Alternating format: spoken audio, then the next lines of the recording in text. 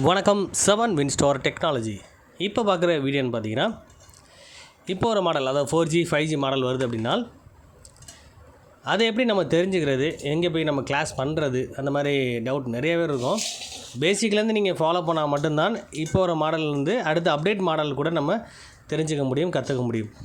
அப்போ ஃபால்ட்டு கண்டுபிடிக்கிறதுக்கு இப்போ மெயினாக பெரும்பாலும் என்ன செய்கிறாங்க, செக் பண்ணுறது கூட கிடையாது, டேரெக்டாக ஐசி எடுத்துகிட்டு ரீபால் பண்ணி வைக்கிறது. அந்த மாதிரி கான்செப்ட் தான் முழுமையாக எல்லோரும் பண்ணுறாங்க. அதை ஃபாலோ பண்ணி பண்ணும்போது கண்டிப்பாக ஐசியோட பிரிண்ட்டு கட் ஆகும், சரியாக ஃபிக்ஸ் பண்ண முடியாமல்.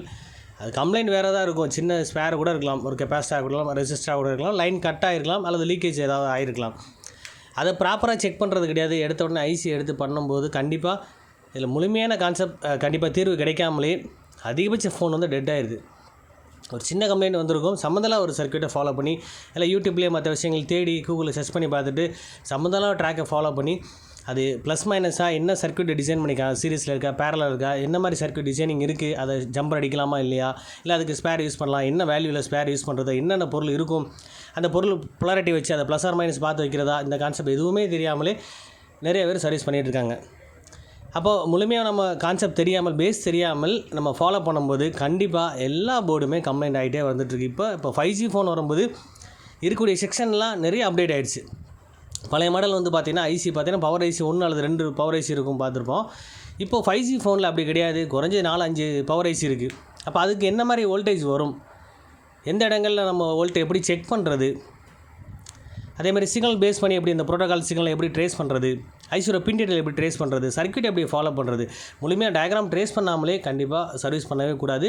அப்படி சர்வீஸ் பண்ணால் கண்டிப்பாக எது ஃபால்ட்டுனே கண்டுபிடிக்க முடியாது. முதல் கான்செப்ட் இப்போ ஐசி எப்படி தெரிஞ்சுக்கலாம், ஐசியோட நம்பரை ஃபாலோ பண்ணி இதான் ஐசின்னு தெரிஞ்சுட்டு செட் டெட் ஆகிடுச்சுன்னா உடனே பவர் ஐசியை கழட்டணும், நெட்வொர்க் ஐசி கழட்டணும், WTR ஐசி சொன்னாங்க அது கழட்டணும், அது என்னன்னே தெரியாது, ஆனால் அதை ட்ரை பண்ணிகிட்டு இருப்பாங்க.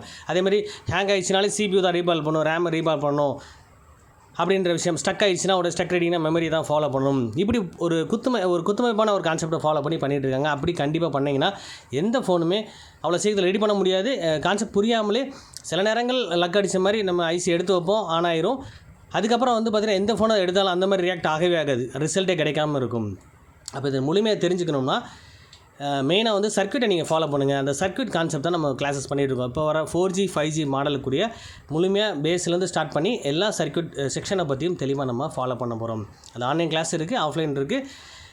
வேணுன்றவங்க வாட்ஸ்அப் நம்பரை காண்டாக்ட் பண்ணிட்டு அதோட முழு டீட்டெயில் நீங்கள் தெரிஞ்சுக்கலாம். இந்த வீடியோ உங்களுக்கு பிடிச்சிருந்தா லைக் பண்ணுங்கள், ஷேர் பண்ணுங்கள், கமெண்ட் பண்ணுங்கள், சப்ஸ்கிரைப் பண்ணுங்கள், பெல் பட்டனை மறக்காமல் கிளிக் பண்ணுங்கள். Thank you friends.